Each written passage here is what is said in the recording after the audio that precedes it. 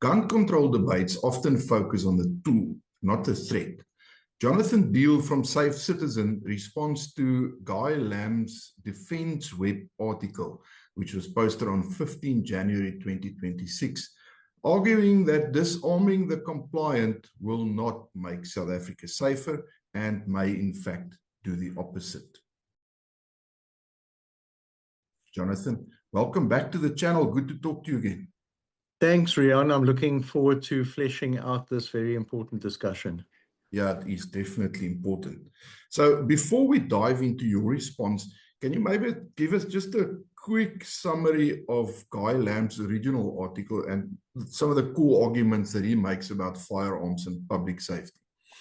Yeah, I think it's quite important to note that article was posted quite some months ago on a website called The Conversation in South Africa, but it was reposted with permission by Defence Web, Okay.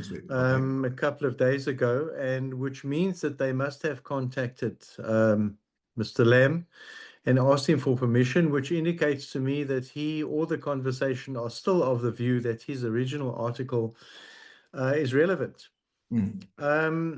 So my summary of that article is quite simply that it is regurgitating the stance of Professor Lamb and Gun Free South Africa and the anti-firearm proponents in South Africa around firearms. And it has as its basis, as far as I'm concerned, a completely illogical point of departure. Okay. And maybe, Riaan, one of the best ways to illustrate this is to use Gun Free South Africa as an example. Because of the close connection between Gun Free South Africa and Mr. Lamb, even if they are not one and of each other's organizations, they are very much aligned in the way that they approach this issue. Okay. And what I have to say about Gun Free South Africa is I really have empathy for them, because it is such an unfortunate name, Gun Free South Africa. Not in the lives of any person alive in South Africa today, or the lives of their great-grandchildren or their great-grandchildren will South Africa ever be gun-free, ever. So they could have called the organization crime-free, and we would have been able to get behind them and support it. But Gun Free South Africa has an illogical point of departure.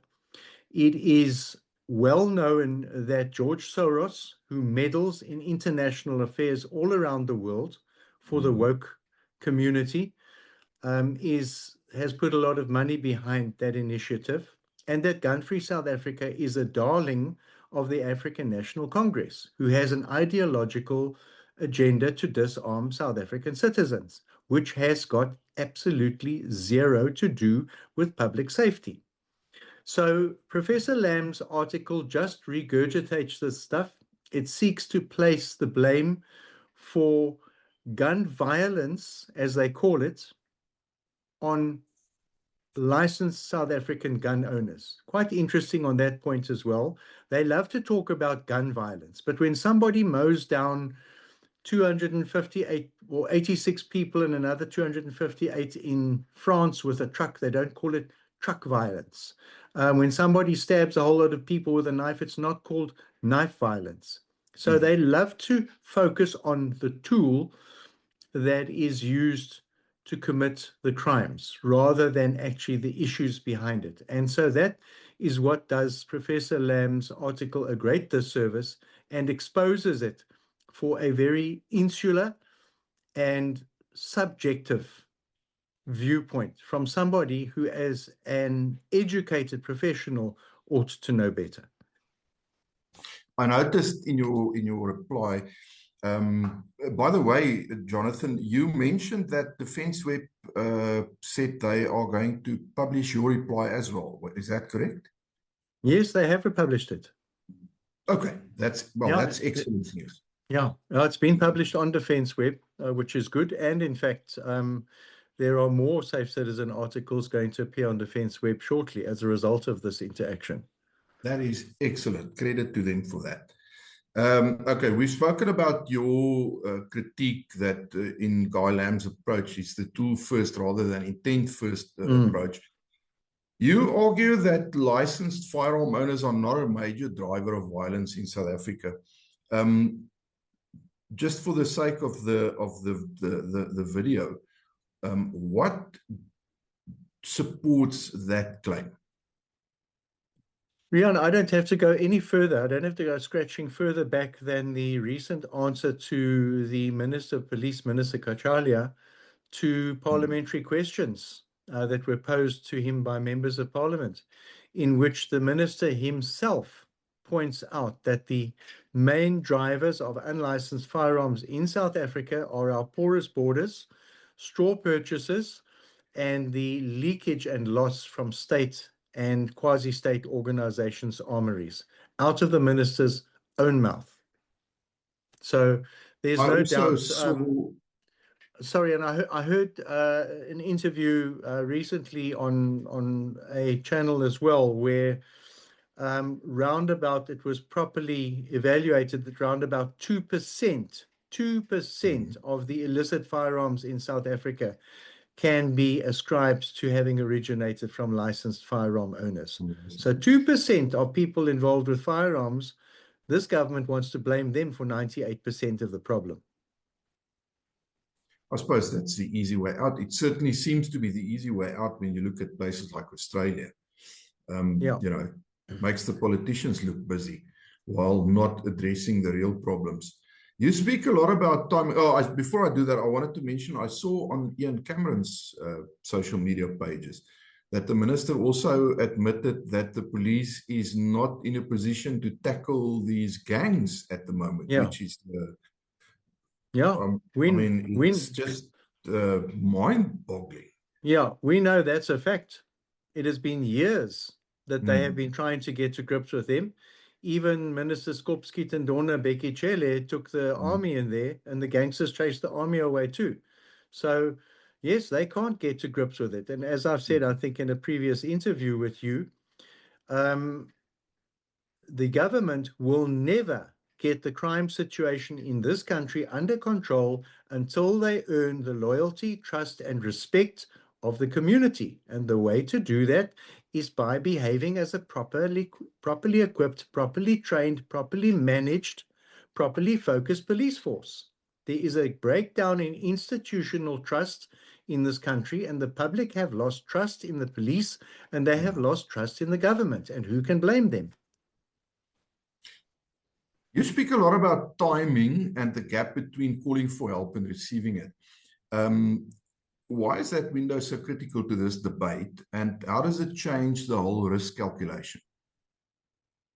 Well, I think if one looks at the self-defense environment where we're talking about and focusing on the lawful possession of a firearm for self or private defense, we know that these things happen in split seconds.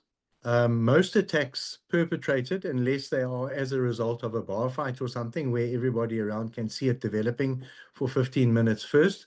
But when it's a criminal attack, we know that the criminals will choose their target, and they will choose their timing, and they will execute that attack when it suits them. And that attack will be very rapid and very unexpected.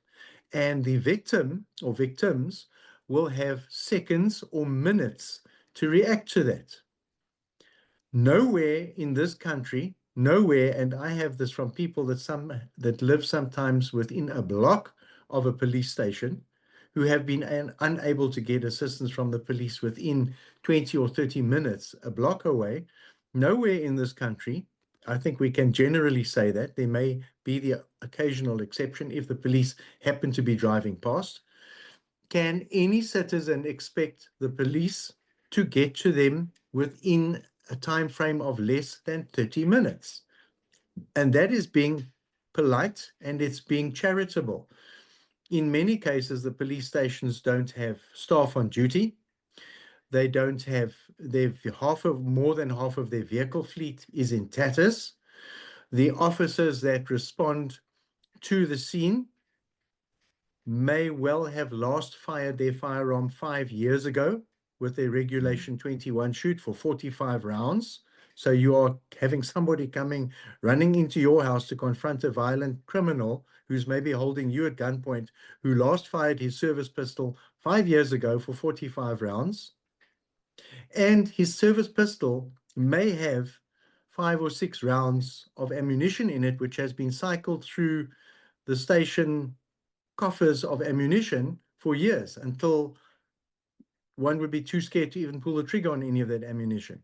So the timing is absolutely critical because people need to look after themselves.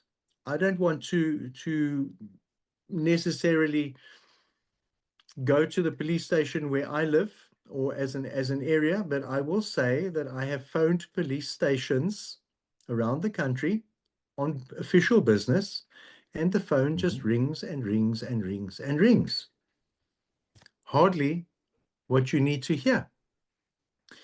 So that's why the timing is critical. People have to look after themselves, and they need the means to do it effectively. And they need the means, if they so choose, to be able to respond to a fatal or potentially fatal attack, even on a private person, another person, so private defense, in a life-threatening attack, and actually save somebody else, like a good citizen should do. Yes. A big part of your reply to that Guy Lamb letter focuses on illicit supply and state leakage. Now, you've just mentioned that the minister himself mentioned this problem, so I suppose that more than sufficiently illustrate just how grave that situation is. But why does it receive so little attention compared to civilian firearm ownership? I think because civilian firearm ownership is the low-hanging fruit. And Riaan, it is also the group, the civilians, the licensed civilians are also the group who demonstrated in July 2021 how powerful they are when they stand together.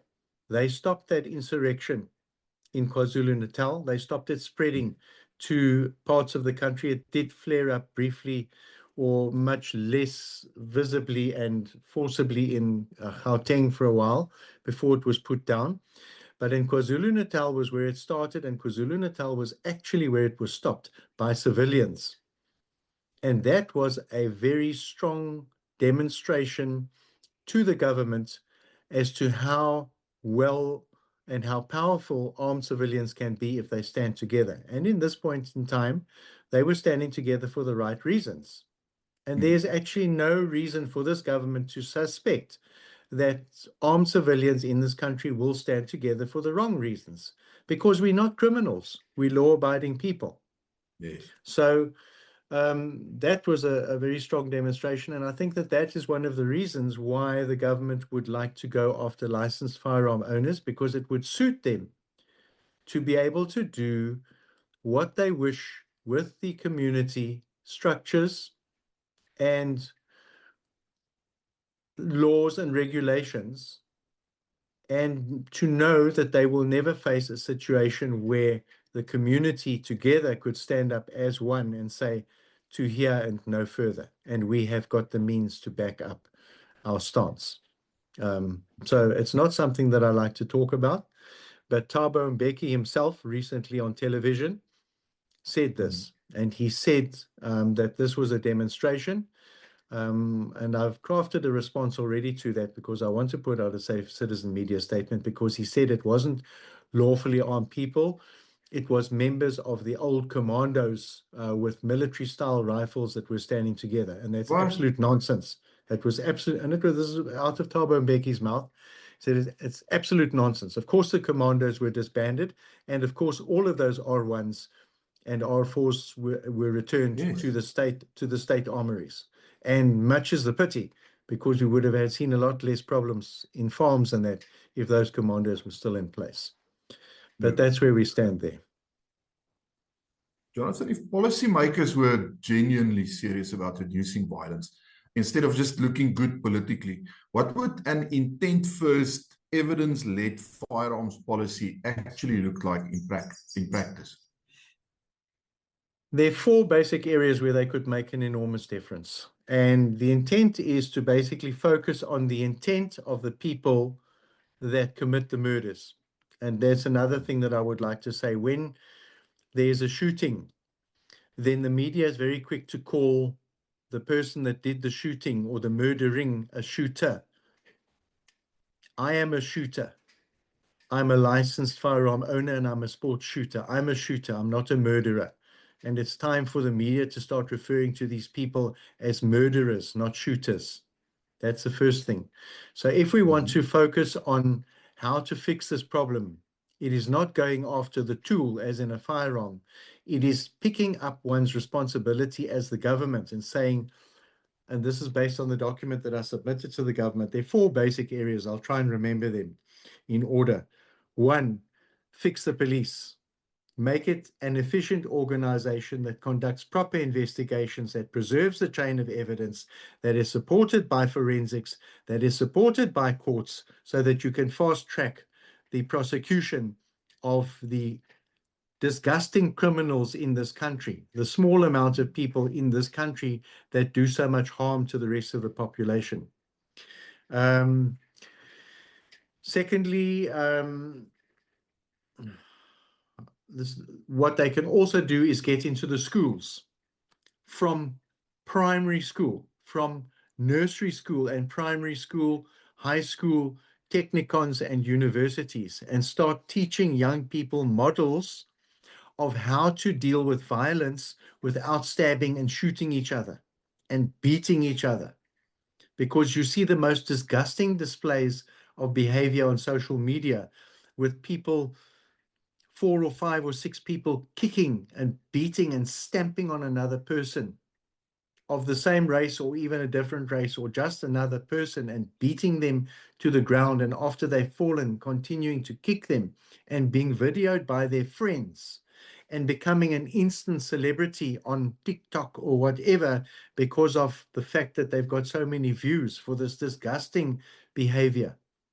And so inculcating programs into the schools where young people grow up, and extending it to interacting with the parents in parent-teachers associations and helping to get that right would make an enormous difference. I understand that people are busy with the daily struggle of just putting bread on the table. I understand that such initiatives would take a lot of organization, but more importantly, they take a lot of political will, and they take a lot of planning from the government and allocation of resources. So let's stop spending resources on Ferraris and overseas trips and Johnny Walker Blue, and start allocating it to looking after the community. So fix the police, start educating young people and older people and their parents and the general community about solving problems without violence. And then the third one would be, when there are incidents that involve crime, and particularly crimes against the person, gender-based violence, violence in families, a father beating his wife and children end up in hospital, it is an opportunity for the hospital to call in a qualified, trained social worker who can address this, who can deal with it, who can help to heal that pain that that person has been going through. Because if that pain is unresolved for a boy or a girl, a 13, 14-year-old, and it happens through their teenage life, and they become an adult one day, and a mother or a father, they will bring out that pain and that trauma in their own family one day. And it may involve the use of a firearm or a weapon or some tragedy in a family that could have been avoided if the state was playing its role. So it's a multidisciplinary approach. And I was not naive enough to think that I presented the government with a scientifically formatted cut and paste document that they could simply apply and go and make it work. But it was a well-researched proposal, and something that can't just be dismissed to say, ah, this man is smoking his socks, we're not even going to bother with it. By the way, I've had the only person of the people that it was electronically and hand delivered to was the Civilian Secretariat for Police. And that was the director of the Civilian Secretariat that Safe Citizen interfaces with over all the years. He had the politeness to say, I've received your document, and I think it's a good document, and I would like to engage with you around it. So that's what Okay. That's something in a nutshell that the government could do in terms of fixing these problems. Jonathan, last but not least, where can people get hold of this reply of yours? The document, the submission to the No. was delivered to I'm talking about the your reply to this Guy Lamb letter. It will be on the Safe Citizen website quite soon. Also on the Safe Citizen WhatsApp channel and Safe Citizen WhatsApp group. It'll go to our Telegram groups, so it could be, any of those can be located by searching for Safe Citizen on those groups. Do you know when Defence Web is going to publish it, or have they published it? They have published it. It's also, of course, excuse me, it is already available on Defence Web, and I can send you that link also for your video description. I'd appreciate that, because then I could add it to the description as well. Yes. No, it will take them straight there. Yeah, and if you publish it on the Safe Citizen website, I can include your link as well. Thank you. And to be fair, seeing as how this whole discussion addresses that original letter written by Guy Lamb, I will also include a link to his letter in case people want to go and see, or his article, in case people want to go and check that out. Yes. That's it. It'll give them context. And just on that, we are making enormous strides in Safe Citizen.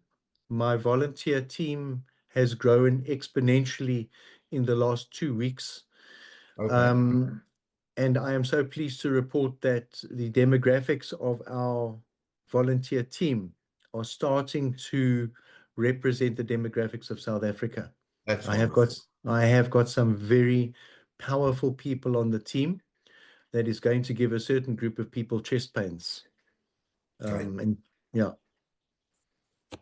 so we're looking forward to that. I'm going to end it there. For the viewers, if we want safer communities, we have to stop chasing symbolism and start confronting reality. Violence is never driven by the compliant. It's driven by intent, illicit supply, and failure of the state. If you like this video, please click the like button and go and subscribe to the channel to help us grow so that we can reach more and more people out there. And as always, smash that bell icon so that you can get notifications of all our new videos coming out. And if you are interested in any of our training, there will be a link for that too in the description below the video, as well as the other links that I mentioned. And check it out. We look forward to seeing you on a range one of these days. Jonathan, that's it. Thank you so much. Thanks, Riaan, very much. I appreciate that. And I will make a point of also pushing your channel on all of our communications as well. I'm going to send it out to our Safe Citizen members with my weekly email, and I'll put your channel there and ask them to subscribe to it and support it. Highly appreciate it.